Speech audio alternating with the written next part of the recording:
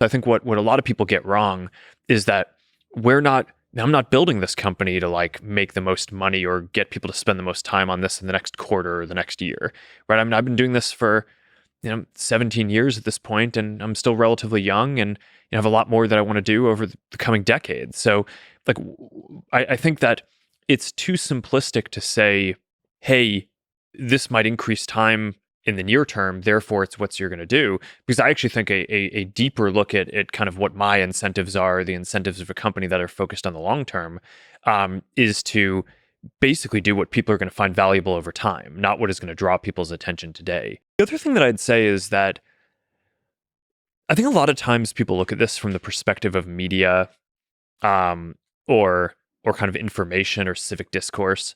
But one other way of looking at this is just that, okay, I'm a product designer, right? Our company, we build products, and a big part of building a product is not just the function and utility of what you're delivering, but the feeling of how it feels, right? And we spend a lot of time talking about virtual reality and how the kind of key aspect of that experience is the feeling of presence, which it's a visceral thing. It's not just about the utility that you're delivering; it's about like the sensation.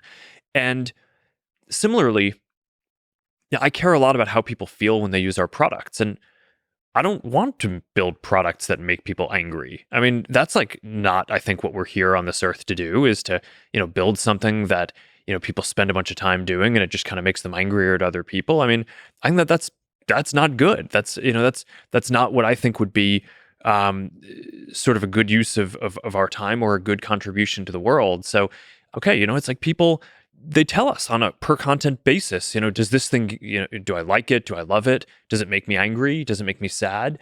And, based on that, we choose to basically show content that makes people angry less. Because, of course, right? If you're designing a product and you want people to be able to connect and feel good over a long period of time, then that's, naturally what you're going to do. So I don't know. I think overall, I understand at a high level, if you're not thinking too deeply about it, why that argument might be appealing. But I just think if you actually look at what our real incentives are, not just like, if we were trying to optimize for the next week, but like as people working on this, like, why are we here? And I think it's pretty clear that that's not actually how you would want to design the system. I guess one other thing that I'd say is that, while we're focused on the ads business model, I do think it's important to note that a lot of these issues are not unique to ads. I mean, so take like a subscription news business model, for example. I think that has, just as many potential pitfalls. Maybe if someone's paying for a subscription, you don't get paid per piece of content that they look at. But, say, for example, I think like a bunch of the partisanship that we see could potentially be made worse by, you have these kind of partisan news organizations that basically sell subscriptions, and they're only going to get people on one side to basically subscribe to them. So their incentive is not to print content or produce content that's kind of centrist or down the line either. I bet that what a lot of them find is that if they produce stuff that's kind of more polarizing or more partisan, then that is what gets them more subscribers. So I think that this stuff is all, there's no perfect business model. Everything has pitfalls.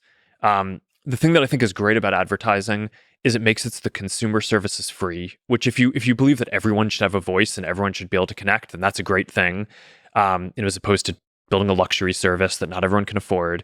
But look, I mean, every business model, you have to be careful about how you're implementing what you're doing.